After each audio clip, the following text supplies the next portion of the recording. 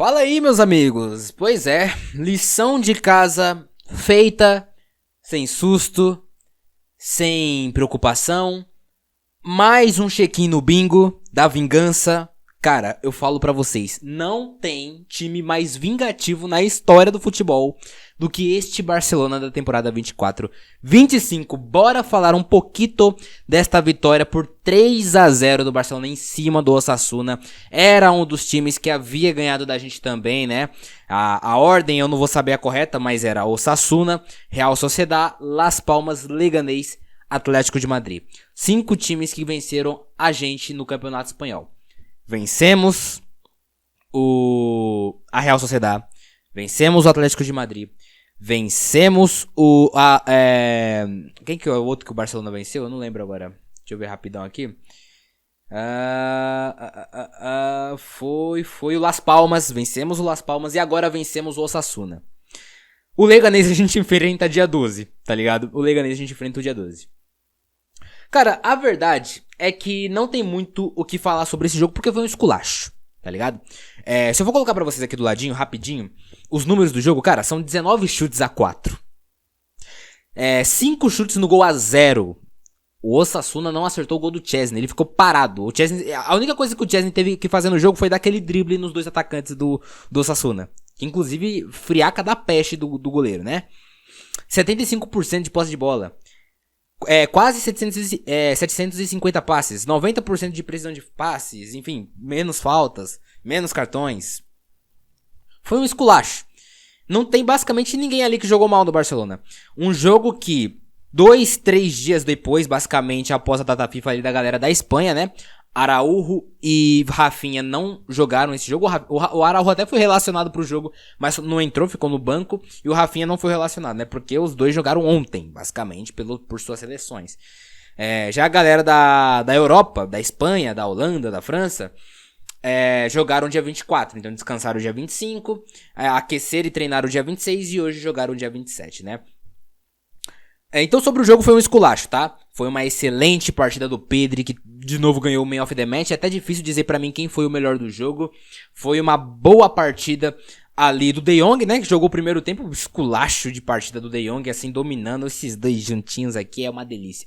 Mais um gol pro Ferran Torres, mais uma partidaça pro Ferran Torres, né? O primeiro gol sai de uma jogada do De Jong para o Baldé, outro que fez uma boa partida, todo mundo basicamente foi bem, né? Talvez de pontinho negativo, talvez um pouco o Eric Garcia ali, né? Só no máximo, assim, mas ele também fez uma partida boa, né? Eu falo isso por causa de alguns lances específicos, dos cartões e tal, que ele tem que tomar mais cuidado com isso, mas também não comprometeu em nada do time.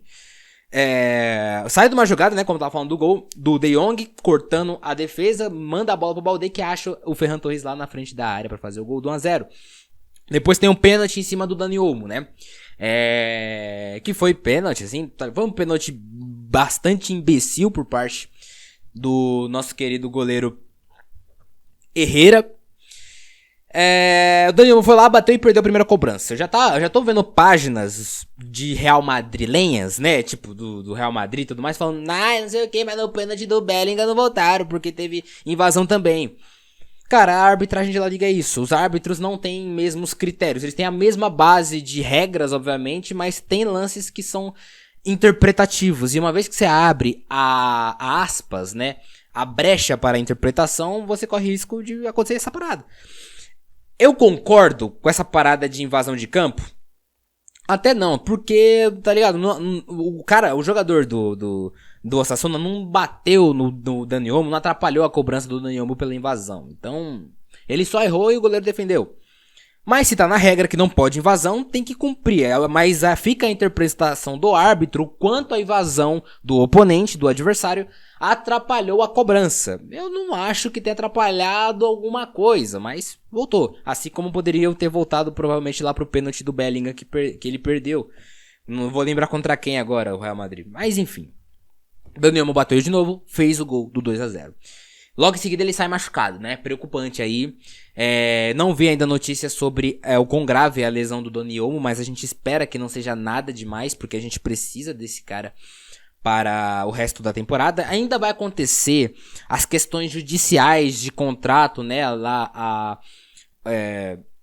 o comitê oficial do esporte, enfim, em relação às inscrições de Dani Olmo e Paul Victor. Então pode ser que daqui a pouco, né, acho que terminando esse mês, depois da reavaliação lá do comitê, Dani Olmo e Paul Victor nem possam continuar jogando pelo resto da temporada, né? E pelo que eu vi no vídeo do Marcelo Beckler, o Barcelona iria atrás da justiça normal mesmo, a justiça padrão para todas as pessoas físicas, jurídicas e tudo mais, para conseguir outra medida cautelar para não prejudicar o resto da temporada das carreiras de Olmo e Paul Victor, né? Para eles não ficarem parados.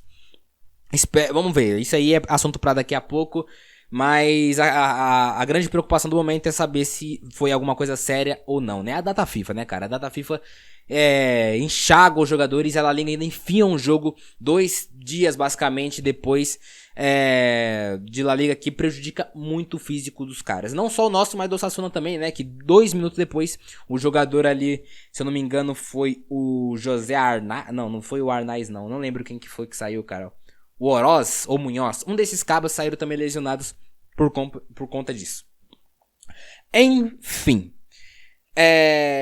Então sobre o jogo, sobre os jogadores, né, os pontos individuais, foi muito isso. E o último gol, cara, foi um golaço, tá? O Flick foi trocando algumas peças, né? No intervalo ele tira o De Jong pra pôr o Pablo Torre, que toda vez que o Pablo Torre entra, ele entra muito bem, cara. Eu não me lembro de ter visto uma partida ruim do Pablo Torre, talvez lá na pré-temporada contra o Mônaco, que o Barça perdeu. Mas depois daquilo, tipo, a partida valendo mesmo, eu não lembro de ter visto uma entrada ruim do Pablo Torre. Ele sempre entra ligado e tudo mais. Deu um puta lançamento pro Firmino, que é outro que entrou com um demônio no corpo. Jogou muito, muito bem o Firmino. Ele vai, depois do lançamento de, sei lá, uns 40 metros, o Firmino vai correndo e lança um cruzamento perfeito pra cabeça de Robert Lewandowski, que havia entrado no lugar de Ferran Torres. Que também entrou muito bem o Lewandowski, correndo, dando pique. Eu acho que pra próxima temporada, cara, seria interessante o Lewandowski fazer mais essa função. Porque ele consegue fazer gol? Ainda faz gol. 36 gols já na temporada, é muito gol. Só que eu sinto que o Ferran, ele consegue dar mais energia durante mais tempo. E ainda ele tá claramente evoluindo alguns aspectos da finalização. Claro que ele ainda erra bastante. Claro que ele ainda perde uns gols absurdos, como foi contra o Atlético de Madrid no jogo de ida pela Copa do Rei.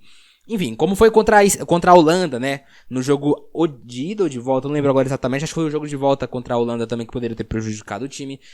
Mas, cara, cada vez mais ele tá errando menos. O Ferran Torres, e quase fez um golaço de falta ainda, batendo no travessão. Então, não sei se de repente não é interessante o Flick começar a ver um pouco mais com bons olhos o Ferran entrando um pouquinho mais de titular para dar uma rotacionada e explorar a capacidade física do Lewandowski aos 36 anos, mais no segundo tempo. É um ponto interessante. Partidaça também do Gavi, gostei muito da energia, dominando e tabelando com o meio campo do Barça e também do Osasuna, né, que deixou os caras tontos.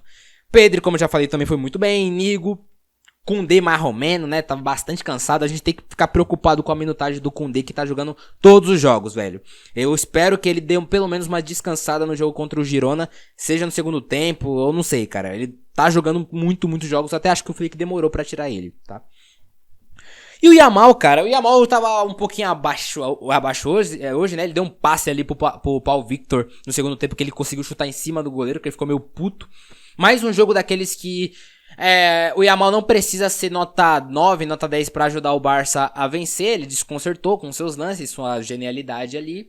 Mas, de novo, não participou de estatísticas nesse jogo, né? O que eu acho que deve incomodar bastante ele. Tanto é que eu acho que, de novo, foi o motivo do Flick ter deixado ele o tempo todo aqui, né? Tem que ficar preocupado e atento com as minutagens do Yamal. Então, sobre o contexto geral dos jogos é isso, galera. Agora, sobre La Liga, cara. Cara, é complicado nessa quantidade de jogos. O Barcelona vai ter que tomar muito cuidado com a rotação de jogos. Eu gostei muito da entrada dos reservas, tá?